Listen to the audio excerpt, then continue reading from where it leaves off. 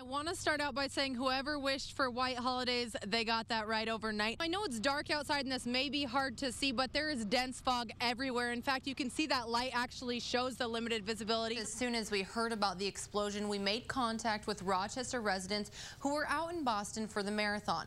One man we talked to said he was sitting across the street when the explosion happened. It really is incredible how much damage this storm caused in such a short amount of time. If you take a look behind me here, you can see that this vinyl siding on this house is completely destroyed. At first glance, these almost look like hay bales, but this is hail left over from last night. And if you look around at the surrounding areas, you can see the devastating effects. This blanket of snow that covers our area may be beautiful to look at, but it sure is a pain. When we were out earlier today, cars were getting stuck everywhere in mounds of snow like this one, and whether they were being pushed out or actually shoveling around their vehicle. There are so many different factors that come into play. Even just thinking about last week, those big storms on the East Coast, that drives demand way up, which has an effect on prices. This snow is really powdery, so it's sticking to the roadways. Not safe driving conditions. The roads are very slick. Jade Worth is demanding answers after she says her son, who is severely autistic, was abused by a school staff member, and she says she has video that proves it. Good morning, Dan, and let me tell you, the wind is not helping out. Ted was right about that, but we're here with Dave Riddick of MnDOT. He's going to tell us a little bit about the road conditions along Highway 52 and some other bad spots. What have you guys been seeing this morning? Well, we've seen a lot of slippery roads. 3 days of what will likely be controversial talks on gun control issues and possible new proposals. Reporting live outside the Government Center. Reporting live outside Rochester International. Reporting live in Northwest Rochester. Reporting live in the newsroom. Reporting live south of Lake City, I'm Brie Groves, KTTC News Center. A Rochester teen is still in critical condition after she's accidentally shot by her own grandfather. Rochester police are investigating an armed robbery that happened early this morning, and it's the second one in just the past couple of days. And still no word this morning of a third missile test from North Korea, but the U.S. says that could happen at any moment. Today we have the Jingle Bell Torte. That's coming up at noon. Now it's time to announce our pizza winner here on this Godfather's Friday. Dan has his phone out for that. Lawmakers may be home for the Christmas holiday, but they're not getting much of a break. I feel like you keep saying these average numbers just to tease us because I know. Maybe I shouldn't say that. Maybe just pretend it's March and that we're doing well. I know you're a big thrifty I'm a big shopper. bargain shopper, so. You know those apps? Those really do come in handy. Okay. Is one of the big things I wanted to talk about. People love to see those different costumes. Yeah. How about if people just want to come and check it out? Are they able to dress in their own costumes and show? They would not stick out because everybody is dressed up. Good to know. We got a professional over here.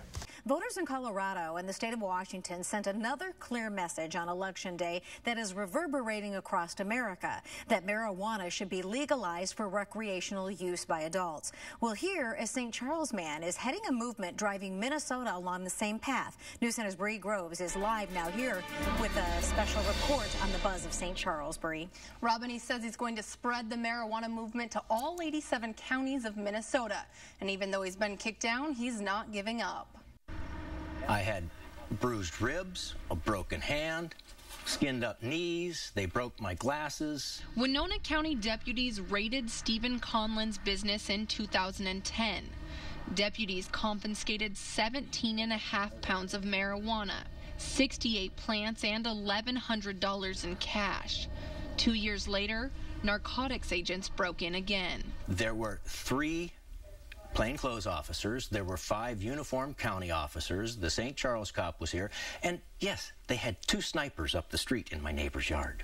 Snipers. Now, what country do we live in? Perhaps by coincidence, both raids happened just before local elections, in which Conlin was a candidate for city council, then this week for mayor of St. Charles. I firmly believe that they were doing everything they could to A, coerce me out of my candidacy, and B, make me unelectable, to smear my name. Conlin received 1/5 of the votes to be the next St. Charles mayor, but now faces sentencing for felony possession of marijuana, though he believes what he did was completely legal. This is proof that I have operated lawfully. What are we looking at here? This here is a tax stamp. It's from the state of Minnesota, and it's for marijuana. This is tax stamp number 858. The Minnesota tax stamp costs $24.50 and is sold to people directly from the State Department of Revenue.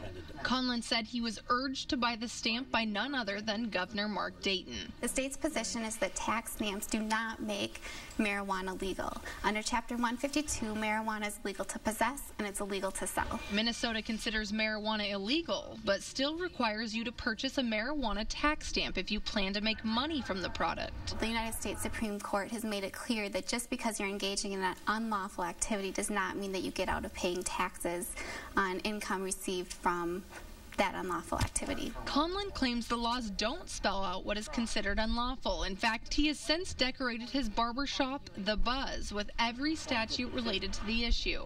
The law does not say all possession or all sale is a crime. It says that it is a crime if you unlawfully sell or possess. If you're going to tell me that I've done something unlawfully, then what does the law authorize? By law, if you don't purchase the tax stamp, you're committing tax evasion. But by getting the tax stamp, it's clear you're in possession of an illegal substance. So are you caught in a catch-22? Stephen Conlon says he's leading a movement to legalize marijuana in Minnesota. We can eliminate the black market. We can open up the tax revenues. We can stop the sale in your neighborhood and reduce child usage. The people selling it now don't check IDs. They don't care. They just want this. Conlon says his plan is to sell marijuana legally in every Minnesota county. Steve Conlon was convicted by a jury of third-degree marijuana sale and fifth-degree possession of marijuana a couple weeks ago. Both are felonies, but he says he plans to continue his mission to make the plant legal. Reporting live, I'm Brie Groves, KTTC News Center. In mid-2009, former Houston County Digital Network Administrator Lindsey Pierce saw what he calls suspicious activity at the sheriff's office. The county owns a duplicator that'll make 5 discs at a time that we use for court cases and things like that. And I had replaced like 4 or 5 drives in it, and that just seemed unusual till I actually saw one of the people involved in the operation making movies. Pierce found an email that suggested a number of Houston County Sheriff's Office employees were involved in an illegal DVD copying operation. The emails were from Mark Olson to Kevin Walter and Scott Yeiter, who was the chief deputy, with an attachment in there about their Blockbuster Fab DVD operation. And in there it stated that Andy, who was Andy Mildy, the IS director, and Doug, who is Sheriff Doug Ely, preferred one option compared to the other.